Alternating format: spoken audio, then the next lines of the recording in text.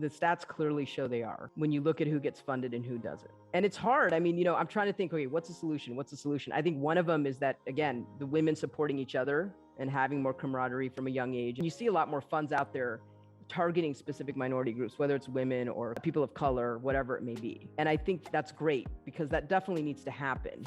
And it's going to take time, right? It's not going to happen overnight. But once the machine gets going and it gets bigger and bigger, hopefully in the next 10, 20 years, if my daughter decides to start a company, she won't have as much trouble as someone 15 years or 20 years prior to her. Cultural change is extremely difficult.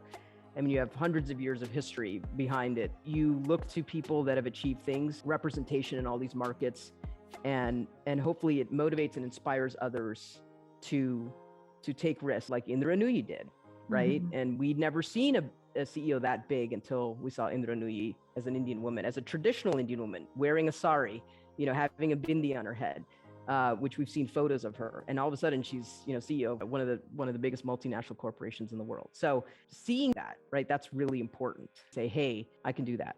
It's tough, but it's worth the fight. And we just have to keep fighting.